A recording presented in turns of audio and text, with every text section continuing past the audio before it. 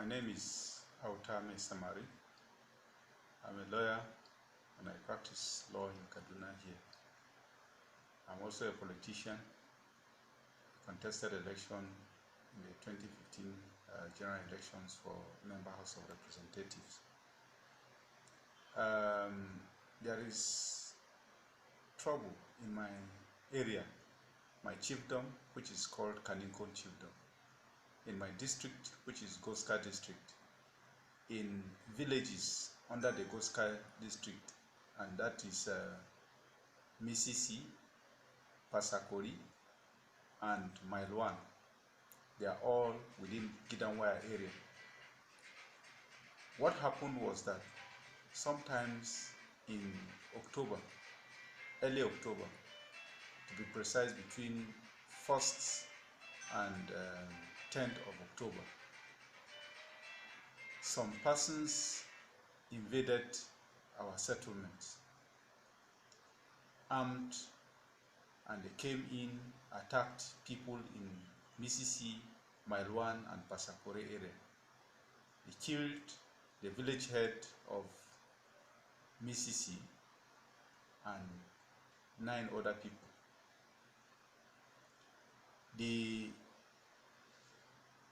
Some people who were dressed in army uniforms came into the area and lured the village head into, his name is John Zogo, lured him and some persons into his house in the name of they were going to settle or to find peace. Was it after the killing, the initial killing? Yes, after the initial killing. Already people were displaced. So, and they came in, invited the village head and some other persons. They were dressed in military uniform and said, let us see how we can find lasting peace. Took them into the village head's house, and there they opened fire on them. Killed the village head and killed 9 other people. Just simultaneously, attackers, invaders came from behind the village and razed it down. They burnt down the entire village. Now, a few days after, the village head of Mailwan we went out of his house, came back and found that about 3 rifles were found from persons that, fled the fighting by the main road leading into Gidanwaya.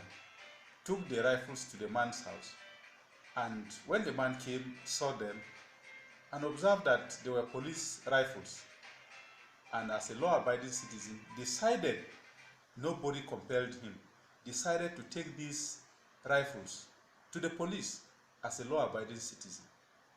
The police at where? At Kafanchan. Okay. As soon as they got hold of these rifles from him, they arrested him and detained him on the 26th day of October. He is still being detained till this moment as I'm talking to you. At where? In the state CID here in Kaduna. Okay. What's so it's saying his offense?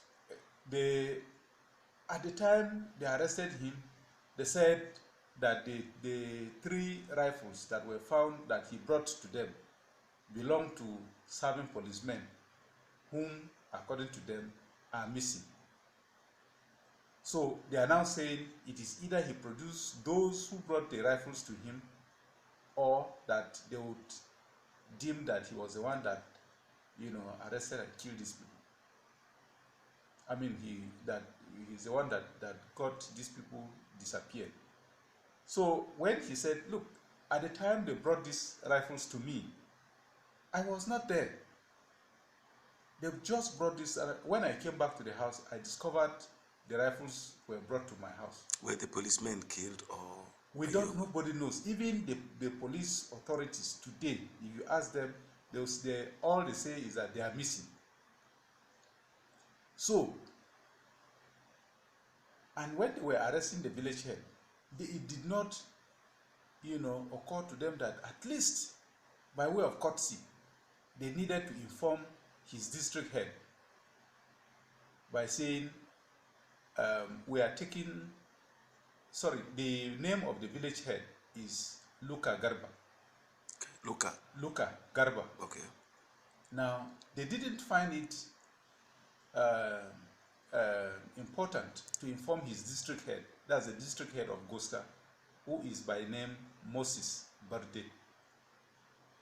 So they took him from his house to Kafanchan division, and from Kafanchan they brought him to state CID here in Kaduna. So after some days, in fact after about a week or so, the district head felt the need to go and plead with the police authorities, particularly the commissioner of police, if the commissioner would release this man to him, his own village head to him, so that they will go and see if they would source for or look for those that did this thing, if possible. On the day the district head came to solicit for the release of the village head on bail, he too was arrested and detained on the 2nd day of November 2016. As I'm talking with you today, 27th day of November 2016, both the village head and the district head are in police detention. Now, the problem that has occurred is that we applied, I, as their counsel, as their lawyer, applied. First of all, we went to the police and asked if they would release them on administrative bail, since one, they are traditional rulers, two, they are complaining of ill health. We said if it is going to be possible to release these people to us on administrative bail, pending when they will conclude investigation, they refused. In fact, they threatened that they were going to arrest other village heads and district heads in the area.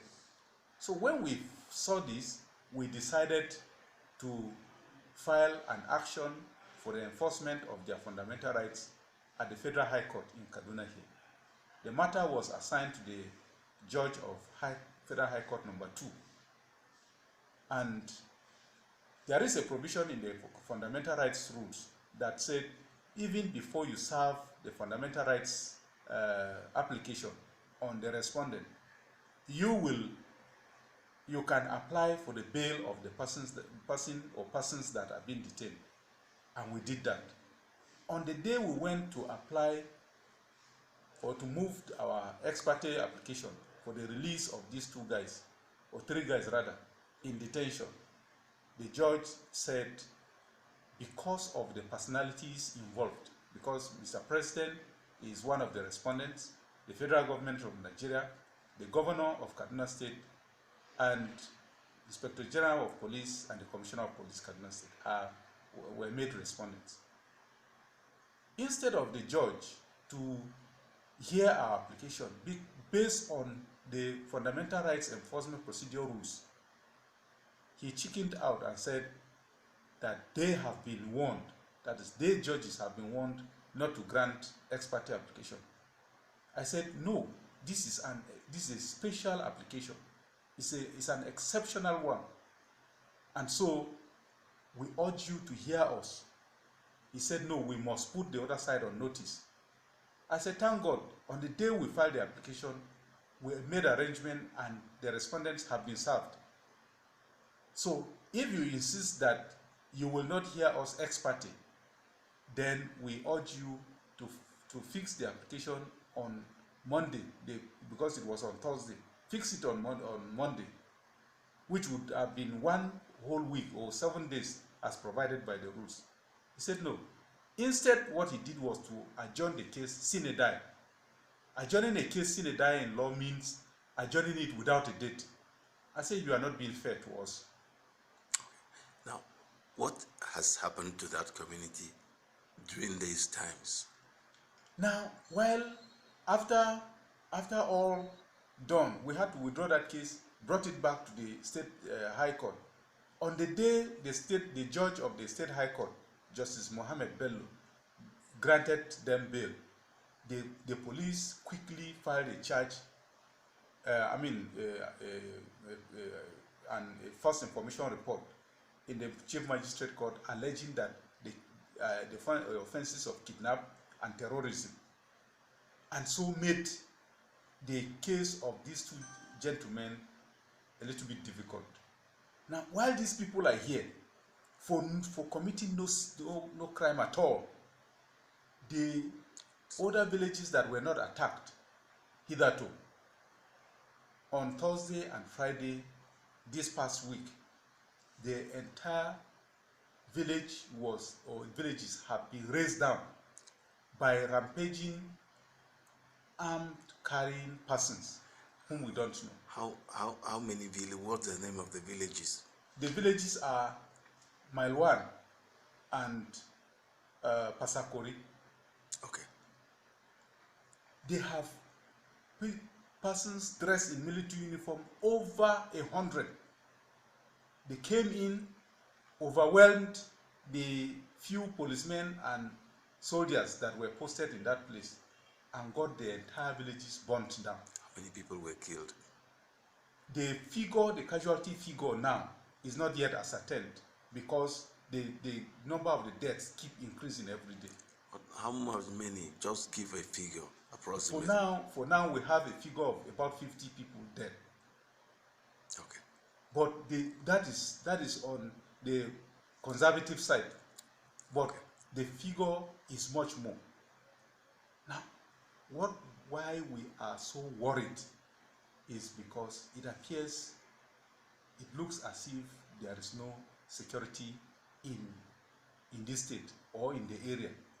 These people are having field day. They kill, maim, destroy property, destroy food, destroy homes at will. And why it is so worrisome is because these things are happening on a daily basis. Now, why should the government of Nigeria concentrate its security men in the northeast and in the Niger Delta, and leaving real theaters of war where defenseless Nigerians are being killed, maimed, and their properties destroyed at will? Don't forget that the senseless killing by these persons that only God knows who they are started since August 2016 in Godogodo, moving to Ninte and other places. And now, in fact, it went to Chawe in the past week, and now it has come back again to Jema local government.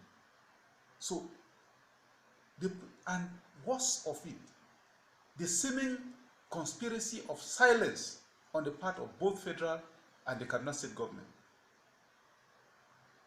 They don't deploy sufficient security men to man these areas and to ensure and safeguard the lives and of the people of the area.